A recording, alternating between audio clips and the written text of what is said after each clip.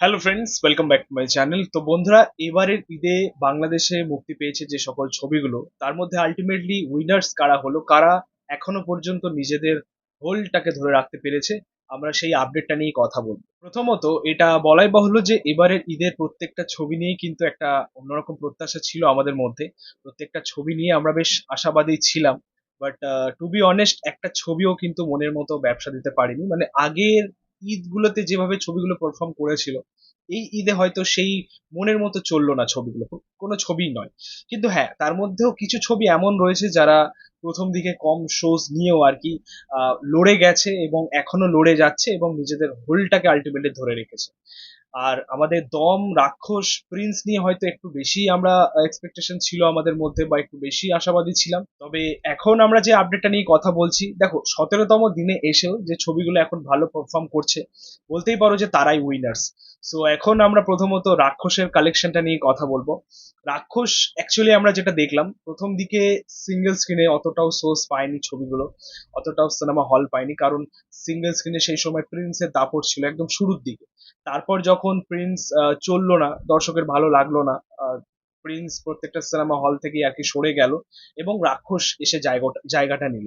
এবং এই মুহূর্তে দেখা যাচ্ছে যে প্রত্যেকটা সিঙ্গেল স্ক্রিনেই কিন্তু রাক্ষসের ভালো পারফরমেন্স রয়েছে, ভালো দর্শক এনজয় করছে ছবিটাকে নিয়ে। তো সেখান থেকে বলতে পারো যে একটা গেম চেঞ্জার মুভমেন্ট তৈরি হয়েছে অ্যাকচুয়ালি রাক্ষসের ক্ষেত্রে, যেটা আমরা দেখতে পাচ্ছি। কিন্তু তারপরেও মাল্টিপ্লেক্সে এসেও কিন্তু রাক্ষস মোটামুটি কালেকশন দিচ্ছে, ভালো কালেকশন দিচ্ছে। সো আমরা এখন যে কালেকশনটা নিয়ে কথা বলবো সেটা মাল্টিপ্লেক্সেরই কালেকশন এবং 17তম দিনের কালেকশন এবং ওভারঅল কালেকশন। সো তোমাদেরকে ছবির কালেকশনটা বলি। 17তম দিনের কালেকশন হচ্ছে 5.49 লাখ টাকা এবং এই ছবির টোটাল কালেকশন হচ্ছে 2.37 কোটি টাকা। এটা 33টা শোজ মিলে শুধুমাত্র মাল্টিপ্লেক্সে। বুঝতে পারছো প্রথম দিকে কত কম সোর্স ছিল মাল্টিপ্লেক্সে, এবং এই মুহূর্তে দাঁড়িয়ে যেহেতু ছবির যে ওয়ার্ড অফ মাউথটা একটু ভালো হচ্ছে, দর্শক দেখতে চাইছে, ইন্টারেস্টটা দেখা যাচ্ছে, সেক্ষেত্রে কিন্তু মাল্টিপ্লেক্সেও মোটামুটি ভালো কালেকশন দিচ্ছে। ওভারঅল যে কালেকশনটা হচ্ছে সেটা দেখো, প্রায় 2 কোটি ছাড়িয়ে গেছে, 2.40 লাখ টাকার মতো। ওভারঅল কালেকশন দেখো, সেটা কিন্তু মোটামুটি ভালোই কালেকশন। তো অবশ্যই রাক্ষস আমার যেটা মনে হচ্ছে যে লাইফ টাইম যে কালেকশনটা করবে সেখানে গিয়ে তাদের যে বাজেট সেটাকে রিকভার করতে পারবে। তবে এটা বলাই যায় যে রাক্ষসের এই মুহূর্তে দাঁড়িয়ে যেরকম পারফরমেন্স রয়েছে, এই ছবিটা আমার মনে হয় থার্ড প্লেসে শেষ করবে, মানে তৃতীয় স্থান এবছর ঈদের ছবিগুলোর মধ্যে। এবার আমরা কথা বলবো দমের কালেকশনটা নিয়ে। দেখো, দম নিয়ে কিন্তু একটা মানে আলাদা লেভেল প্রত্যাশা ছিল, এটা তোমরা প্রত্যেকেই জানো, ঠিক আছে। বাট আলটিমেটলি ছবিটা সেরকম পারফরমেন্স হলো না, মানে যেমনটা আশা করেছিলাম। তবে এই নয় যে ছবিটা আলটিমেটলি ফ্লপ হচ্ছে, ছবিটা কিন্তু হিটের দিকেই এগোচ্ছে, ঠিক আছে, নিজের বাজেটও রিকভার করবে এবং একটা ভালো কালেকশন দেবে। তবে এই মুহূর্তে কালেকশন হচ্ছে 17তম দিনে 4.41 লাখ টাকা এবং 14টা সোর্স নিয়ে। রাক্ষসের যেহেতু সিঙ্গেল স্ক্রিনের প্রভাবটা বেড়েছে, সেই জায়গায় দাঁড়িয়ে মাল্টিপ্লেক্সের সোর্সও বাড়ছে। আর এদিকে দমের যেহেতু সিঙ্গেল স্ক্রিনে সেরকম প্রভাব নেই, মাল্টিপ্লেক্সের সোর্সটাও কম রয়েছে। আশা করা যাচ্ছে যে ছবিটা নিজের যে বাজেট সেটা রিকভার করতে পারবে এবং বলা যায় যে ছবিটা সেকেন্ড প্লেসে শেষ করবে। এবার আমরা যে ছবিটা নিয়ে কথা বলবো, অ্যাকচুয়ালি তোমাদেরকে আমি শুরুর দিকেই বলেছিলাম যে বনলতা এক্সপ্রেস এমন একটা ছবি বা এমন একটা গল্প রয়েছে এই ছবিটার মধ্যে, যেটা অ্যাকচুয়ালি মাল্টিপ্লেক্স ওরিয়েন্টেড বা শহরের দর্শকদের জন্য। সিঙ্গেল স্ক্রিনে কিন্তু ছবিটা সেরকম চলবে না। আর সেটাই কিন্তু আমরা এই মুহূর্তে দেখতে পাচ্ছি, বা সেই প্রভাবটাই কিন্তু আমরা এই মুহূর্তে দেখতে পাচ্ছি। ছবিটা এখনো পর্যন্ত তার মাল্টিপ্লেক্সের যে হোল্ডটা সেটা ধরে রাখতে পেরেছে এবং ভালো পারফর্ম করছে।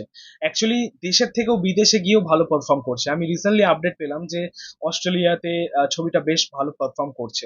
ছবিটা সেখানে দাঁড়িয়ে প্রায় বাংলাদেশি টাকায় 41 লাখ টাকা তুলে নিয়েছে দ্বিতীয় সপ্তাহে এসে। তো এটা অ্যাকচুয়ালি ভালো কালেকশন, একটা বাংলা ছবির কালেকশন খুবই ভালো। এবং তাছাড়াও দেশের যে কালেকশনটা হচ্ছে, মানে আমাদের বাংলাদেশে যেরকম কালেকশন হচ্ছে বনলতা এক্সপ্রেসের, বা ছবিটা নিয়ে যেরকম কথাবার্তা চলছে আর কি, ওয়ার্ড অফ মাউথ বেশ স্ট্রং রয়েছে আর কি। সো অ্যাকচুয়ালি বনলতা এক্সপ্রেস আমার যেটা মনে হয় যে প্রথম স্থান গ্রহণ করবে এবারের ঈদের ছবিগুলোর মধ্যে। ঠিক আছে, ছবির গল্প ভালো, ছবির মধ্যে সকলের পারফরমেন্স ভালো, সকলের পছন্দ হচ্ছে ছবিটা। তো বনলতা এক্সপ্রেস 17তম দিনে এসে কালেকশন করেছে 19.86 লাখ টাকা এবং মাত্র 26টা শোজ থেকে। তবে বনলতা এক্সপ্রেস যেরকম এখনো পর্যন্ত পারফরমেন্স দেখিয়েছে, আমার মনে হয় একটু বেশি করার তার পোটেনশিয়াল ছিল আর কি। আলটিমেটলি দেখা যাক লাইফ টাইম কালেকশন কত হয়। তো এই ছিল এবারের ঈদের ছবিগুলোর এখনো পর্যন্ত বক্স অফিস কালেকশন। এবং বলতেই পারো যে তিনটে ছবি ঈদে কিন্তু বাজিমাত করে দিয়েছে, ঠিক আছে। সো যাই হোক, এই ছিল বলার। তোমাদের মতামত রিয়াকশন অবশ্যই কমেন্টে জানিও। ভিডিওটা ভালো লাগলে অবশ্যই লাইক কমেন্ট শেয়ার করে দিই, পাশে থেকে সাবস্ক্রাইব করে চ্যানেলটাকে অবশ্যই সাবস্ক্রাইব করে যাও, পাশে থাকা বেল প্রেস করে দিয়ে পরবর্তী ভিডিওগুলো আপলোড। Thank you.